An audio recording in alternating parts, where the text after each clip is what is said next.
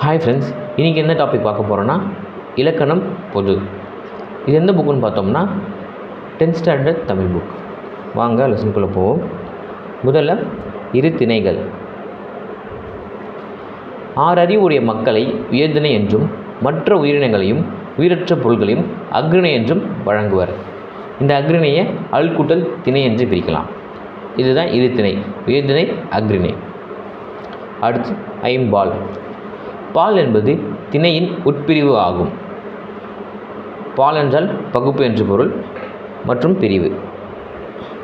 இஃது 5 வகைப்படும். பால் பார்த்திங்கன்னா 5 வகைப்படும். அது உயர்திணையில் 3, அக்ரிணையில் 2. உயர்திணையில் பார்ப்போம். உயர்திணையில் ஆண்பால், பெண்பால், பலர்பால் என்று 3 பிரிவுகளை உடையது. அக்ரிணையில் ஒன்றன்பால், பலவின்பால் என 2 பிரிவுகளை உடையது.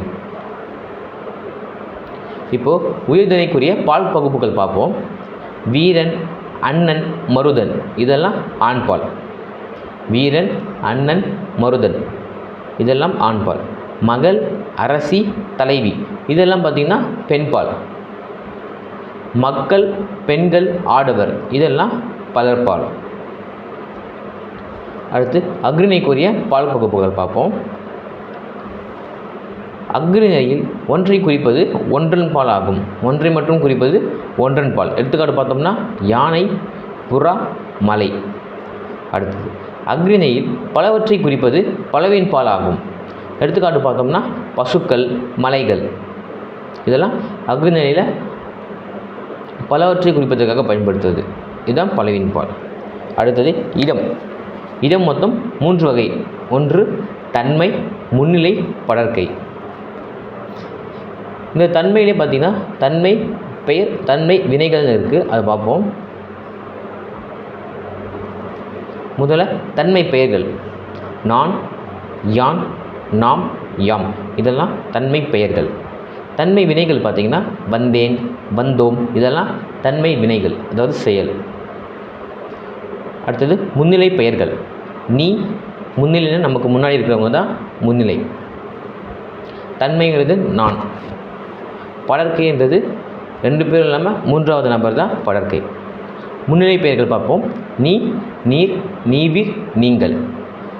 அடுத்தது முன்னிலை வினைகள். நடந்தாய், வந்தீர், சென்றீர்கள். அடுத்து படர்க்கை பெயர்கள். அவன், அவள், அவர், அது, அவை இதெல்லாம் படர்க்கை பெயர்கள். படர்க்கை வினைகள். வந்தான், சென்றான், படித்தனர், பேசினார்கள், பறந்தது, பறந்தனர்.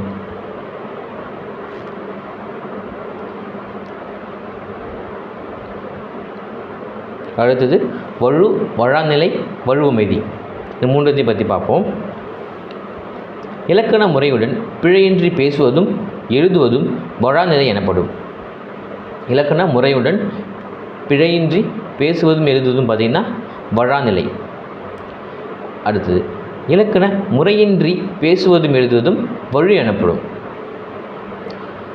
இலக்கணமே இல்லாமல் பேசுவதும் எழுதுவதும் பார்த்திங்கன்னா வழு. இலக்கண முறையுடன் பேசுவதும் எழுதுவதும் வழாநிலை. இரு திணையும் ஐம்பாலும் மூவிதமும் காலமும் வினாவும் விடையும் பலவகை மரபுகளும் ஆகிய 7ம் தொடர்களில் இலக்கண பிழைகளுடன் வந்தால் அவையும் வழு எனப்படும். இந்த 7ம் இலக்கண பிழைகளுடன் வந்தால் அவை வழு எனப்படும். பிழையாக இருந்துச்சுன்னா அது வழு எனப்படும். இலக்கண முறையுடன் எழுதுவது வழாநிலை. அவ்வாறு இலக்கண பிழைகள் இல்லாதிருப்பின் அவை வழாநிலை எனப்படும். என்ன அந்த இலக்கணம் பார்த்திங்கன்னா இரு திணை, ஐம்பால், மூவிடம், காலம், வினா, விடை, பலவகை மரபுகளும் ஆகிய 7ம் தொடர்களில் இலக்கண பிழைகளுடன் வந்தால் அவை வழு. பிழை இல்லாமல் வருவது வழாநிலை. இந்த வழாக்கும் வழுக்கு என்ன டிஃப்ரென்ஸ்னு பார்ப்போம். முதல்ல திணை. செழியன் வந்தது, அதாவது அக்ரிணை உயர்திணையை குறிக்கும். செழியன் வந்தது இது வழு. இங்கே செழியன் வந்தான் அப்படின்னு உயிர்நிலையில் வரணும். இங்கே வந்தது என்று அக்ரியில் வந்திருக்கும். அடுத்தது வழாநிலை. செழியன் வந்தான், இது கரெக்டாக இருக்கிறதால இது வழாநிலை. அடுத்தது பால். கண்ணகி உண்டான், கண்ணகி உண்டாள் என்று வரணும். இங்கே கண்ணகி உண்டான் இருக்கிறதால இது வழு, இங்கே கரெக்டாக இருக்கும். கண்ணகி உண்டாள், இது வழாநிலை. அடுத்தது இடம். நீ வந்தேன், இங்கே நீ வந்தாய் என்று வரணும்.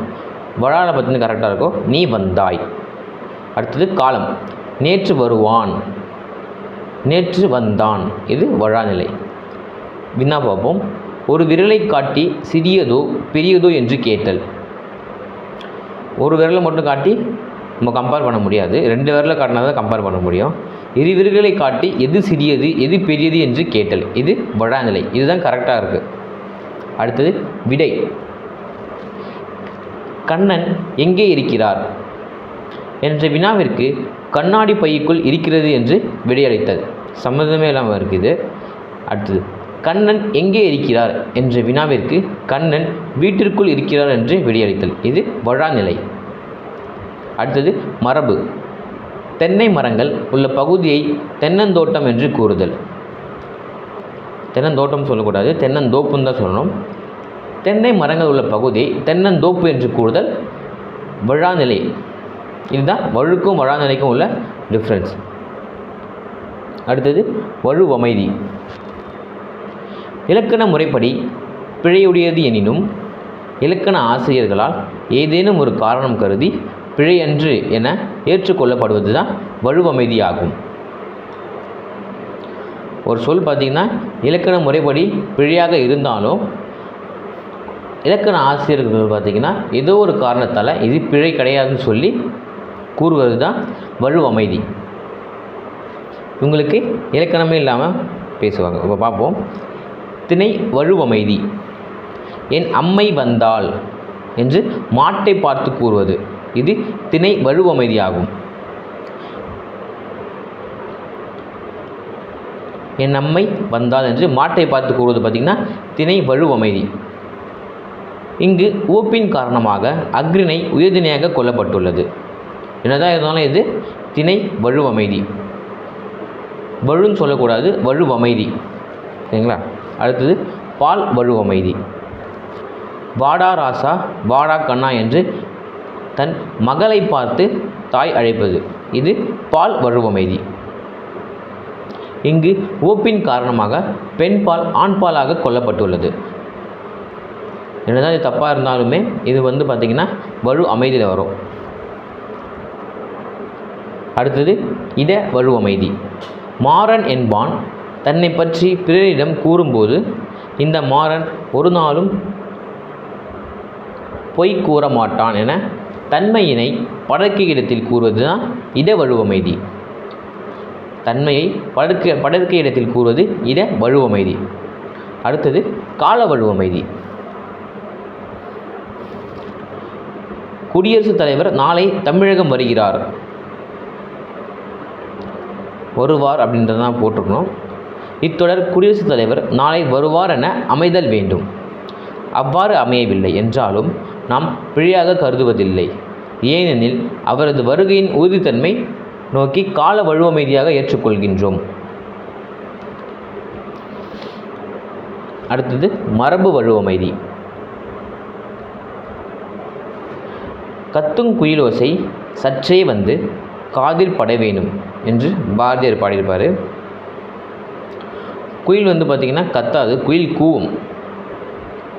இல்லைங்களா? இந்த மாதிரி மாற்றி மாற்றி இருக்கும். இது பார்த்திங்கன்னா மரபு வழுவமைதி. என்னதான் தப்பாக இருந்தாலுமே இலக்கண ஆசிரியர்கள் பார்த்திங்கன்னா இது பிழை கிடையாதுன்னு சொல்லியிருப்பாங்க. குயில் கூவும் என்பதே மரபு, குயில் கத்தும் என்பது மரபு வழு. இங்கு கவிதையில் இடம்பெற்றிருப்பதால் இது மரபு வழுவமைதியாக ஏற்றுக்கொள்ளப்பட்டுள்ளது. இது பார்த்திங்கன்னா கவிதை வடிவில் இடம்பெற்றிருப்பதால் இது மரபு வழுவமைதியாக ஏற்றுக்கொள்ளப்பட்டுள்ளது.